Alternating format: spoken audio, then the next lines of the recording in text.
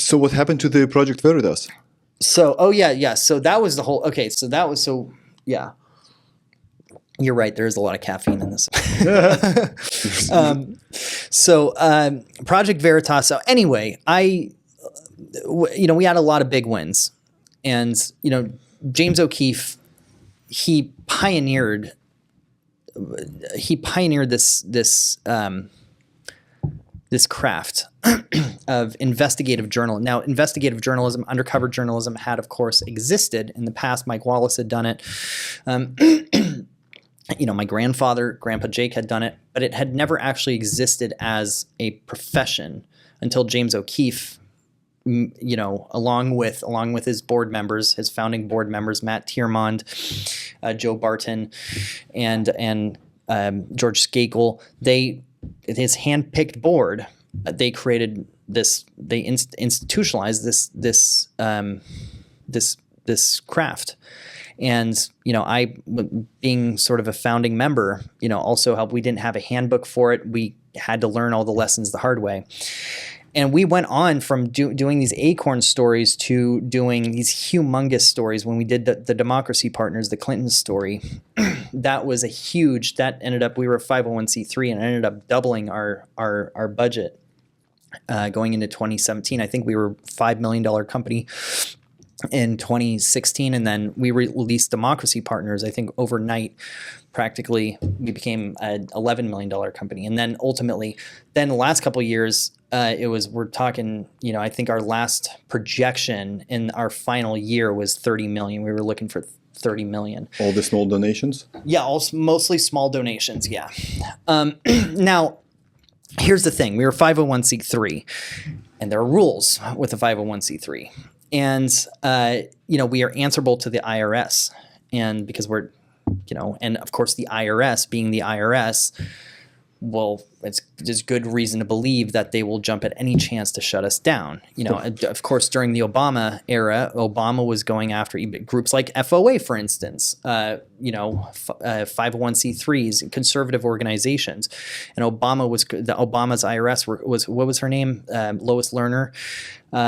They were cracking down on conservative organizations. So we had a reason to be very vigilant and make sure. And James always told us, act as if there's a jury of, there's 12 jurors breathing over your shoulders, and never say or do anything that you don't want on the front page of the New York Times. So ultimately what happened was there was a confluence of things. There was, number one, there was employee complaints about the way James was treating them. And which were true or not? Look, I trust the people that I trained and that were my brothers and sisters in the trenches for the last 6 months of Project Veritas' existence, who had absolutely nothing to gain by staying with Project Veritas except sticking by their principles, and everything to lose by sticking with Project Veritas. I trust them ultimately, and I don't want to litigate a lot of those complaints. Those were their complaints, but what I do know is, and James and I had our ups and downs. We were dear friends. We were very close friends. I considered him one of my best friends, going from 2009 all the way to 20. I believe I was the longest friend he ever had. I was the most loyal friend he ever had, certainly. And I stuck by him when he was arrested in New Orleans, in 2010. And you had conservatives who were throwing him under the bus after he did this CNN Love Boat thing, which I won't get into the details, but they're Googleable. I stuck by him. And conservatives were throwing him under the bus. L. Brent Bozell was throwing him under the bus. Even Andrew Breitbart was saying James O'Keefe has some explaining to do about certain things. I always stuck by him when it was unpopular to do so. When it was practically career suicide to not stand by him, I did the opposite. I'm always doing the least popular thing when it comes That's to called James friendship. O'Keefe. Well, it's friendship, but also you're right. It is friendship, and it's also even when in 2023 when I did not stand by it's not that I didn't stand by him. I just didn't. Why did? Well, first, let me. I'm getting sidetracked. Around the same time, 2023. We had just released the Pfizer story, which was a humongous story. We had, and you remember the story. We had that Pfizer scientist talking about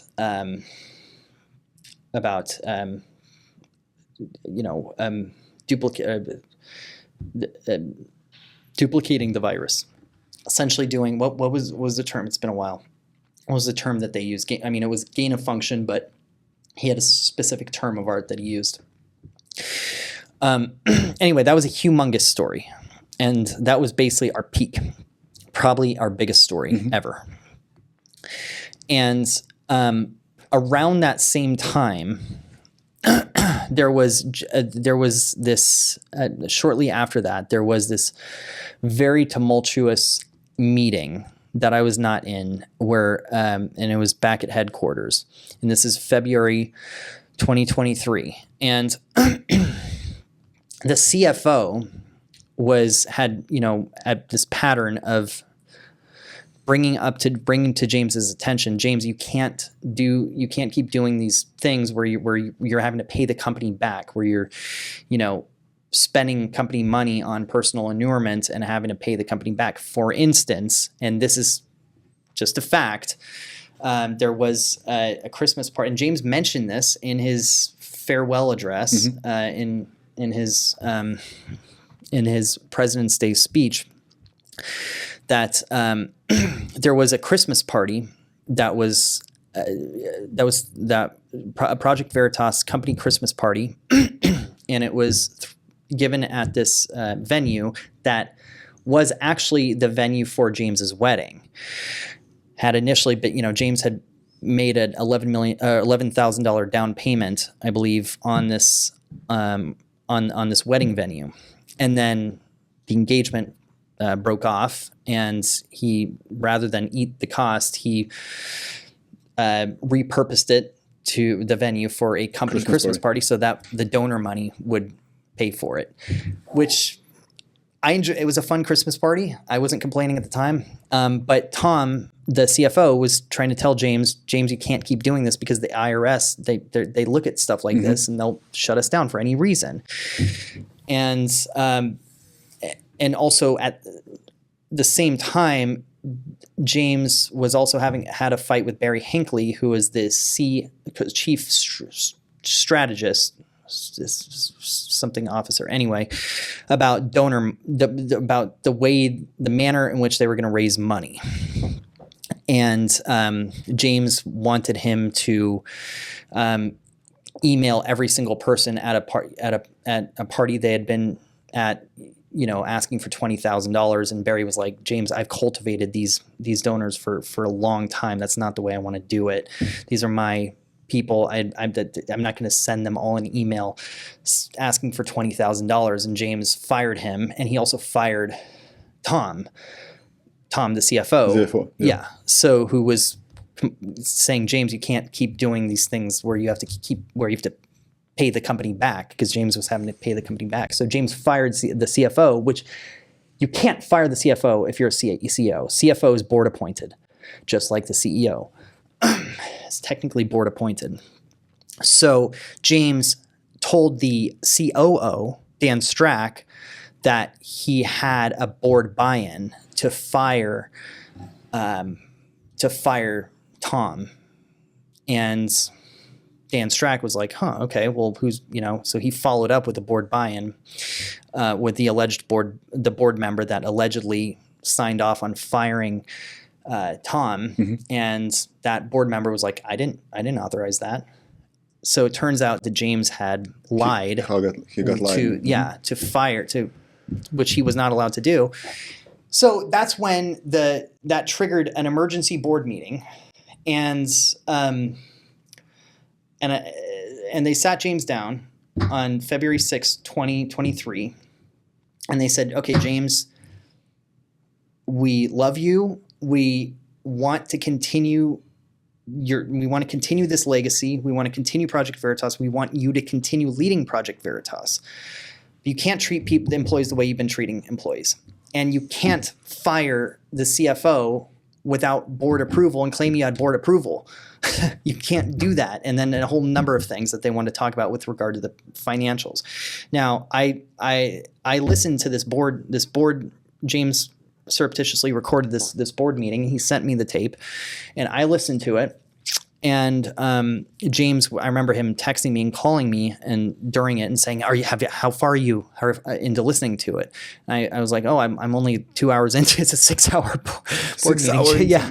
I'm like, he's like, are you mad yet? Are you mad yet? I'm like, I'm still listening. I haven't really, gathered my thoughts yet, but I'm listening to it. And I just hear all these employee after employee describing, in very, upsetting detail the ways that they had been treated by James, but sandwiching everything in reassurances to James that I love you. We love you. We want to keep working for you. We're proud to work for you. And we want this to continue to work. We just can't be treated this way. That's all. And the board members themselves were saying, James, we need you to lead this company, but we have to, there are certain, we're a 501c3 and there's certain guardrails that you have that are in place that you have to abide by. And James, if you listen to the tape, which is public, James even had this apology letter where he said, I need to change because if I don't change, then Project Veritas will cease to exist. James O'Keefe said that. Well, that turned out to, so anyway, what happened was they said, okay, James, take a 2-week break.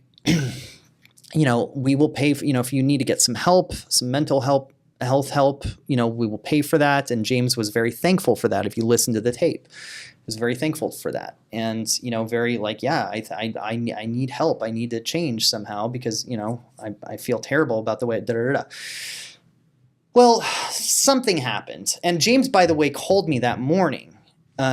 In tears, but hours before the board meeting, and humbled. And I heard James humbled before. James and I had been through, experiences where he was knocked on his ass and got up a better man. And I was like, okay, this is going to be one of those times. Mm-hmm. And James told me, I'm sorry that I haven't been a better friend, a better leader. I need to change. I said, yeah, we'll get through this, James. Don't worry. And something happened in between that board meeting and I think later that night. So I think it was some loyalists, some James O'Keefe loyalists, which there's no one more loyal to James O'Keefe than me. Mm-hmm. I'm sorry. So I'm using that word cheekily. And I think true loyalty sometimes means the opposite of enabling. Someone leaked to Tim Pool and Jack Posobiec that James O'Keefe had been ousted by the board of Project Veritas, which was a lie, a complete lie. And of course, so, these click-hungry, influencers, I hate to say it because I used to admire them, they put it on Twitter and then, of course, incited this army of torch-carrying, James O'Keefe fans? Yeah, who don't actually care about James O'Keefe, don't actually care about the man, but himself, but were, like, oh, James O'Keefe this must be Pfizer, and this must be, mm-hmm. And like, because we had just released the Pfizer. Ooh, did Pfizer buy off the board of Project Veritas? Yeah, I remember. Which is remember those tweets, yes. It's like Russiagate level. And madness. But both of them, Tim Pool and Jack Posobiec, they had the... They just went along with it. Should have called him. Did they have his number? James O'Keefe. But that's the thing is James O'Keefe echoed. I was on the phone with James O'Keefe. I was listening to. I remember listening to a live stream on Twitter, a Twitter space, and someone talked. This was like the night after the ousting, mm-hmm. and they were all talking about it. And James is listening in on it. And he had gone dark. He was not talking to his staff. He was not talking to anyone. He was talking to a few people. He was talking to me, and he was talking to a few other people too. But he was not talking to his staff. And Dan Strack was begging him to talk to the staff and address his staff and lead his freaking company, because he was not. And I asked James, I was like, James, why don't you talk to your company? Why don't you talk to your staff? Everyone is wondering where you are. And he's like, I can't. I'm gagged.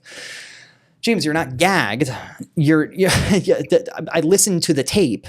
No one gagged you. They said you can't Oh yeah, this is the thing I didn't mention. He was temporarily suspended from talking to donors because they had to do an internal audit, an internal financial audit, cross the T's, dot the I's, make sure that in the event of an IRS audit, we don't get shut down. And they froze his company card because, look, if there's evidence of financial malfeasance, you can't investigate unless you turn off the water. You know what I mean? When you're digging the hole, you have to stop digging. Yeah, exactly. So he was temperate, and James didn't really, he wasn't calling this a coup during the 6 hour, which, by the way, he to this day calls that 6 hour recording a crucifixion. Hardly a crucifixion when literally everyone in that room is telling you how much they love you and adore you. And who posted that record? He? He never did, which was funny. It did. Leaked. It ended up being leaked by someone. What kind of company that was? I think it's Callan. That's okay. Right. Callan leaked it. Yeah. Pardon? What kind of company that was? 2 leaks in 2 days? Well, no. The board recording was not leaked until way later. Oh, okay. Way later, but way later. And it was by a friend, by a good guy, Callan Erickson, because James for a year, was set, and he even said in his President's Day speech, I implore, which was leaked to Tim Pool, was supposed to just be for employees. He even said to his employees, demand from the board that they show you the recording so you can see and hear how I was crucified for 6 hours, which is kind of similar to the trick that JFK played on Nixon in when he was, talking about Cuba, and he knew that Nixon could not disclose certain things that they were doing in Cuba when he was claiming you're not doing anything about Cuba. It was kind of that same tactic. James knew that the board could not actually divulge the tape,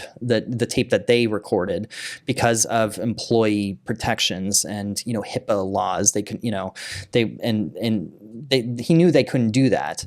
So it was sort of like teasing this. It was sort of like Al Capone's vault. It's like, no, there's nothing in there that's going to support your narrative. Yes. But that they're not in a position to publish the tape. So therefore you're going to say, demand that they publish the tape, because they're not going to publish it. And if they did, it would completely undermine your entire narrative.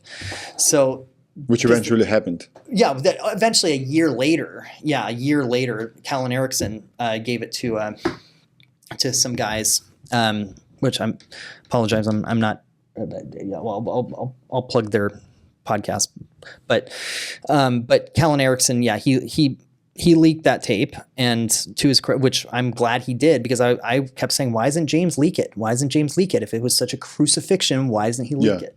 So anyway, Tim Pool and Jack Posobiec and all these guys, it really was that this knee-jerk reactionism is really what had theretofore been mostly a definitively leftist phenomenon. Whatever Jim Acosta says, whatever Jake Tapper says, this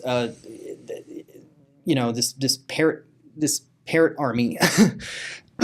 It was the same behavior that I saw on the right. And James was not gagged from speaking to his company. He was not gagged from speaking to the staff at all. He could have totally been a leader. And if he was actually, the victim of a coup, why would you not fight? Why would you not fight for what you built from the ground up? Why did he leave? I believe that's how the audience felt. Why wasn't he fighting? Because he established the company. The whole Project Veritas was James O'Keefe, right? Yeah. And I was saying to James on the phone, James, sue. If this was a coup, then sue the MFers. And James was very cryptic about why he was not suing. And ultimately on, 2 weeks later, on February 20th, 2023, James did this whole farewell address in his office where he went, he said like, oh, one of the complaints was that I threw a Christmas party at a wedding venue. I've never been married. It's like, yeah, you were engaged. See, that's what it was at that moment where I was so plagued with cognitive dissonance because it's like, I love my friend, I've always been loyal to him.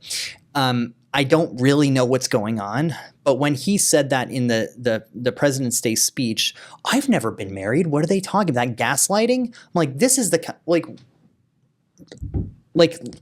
if we had, for instance, one of our investigative journalists had uncovered that a certain politician, had or a candidate was did the same thing, used a personal event venue and repurposed it as a campaign venue so that they could have the campaign money reimburse it.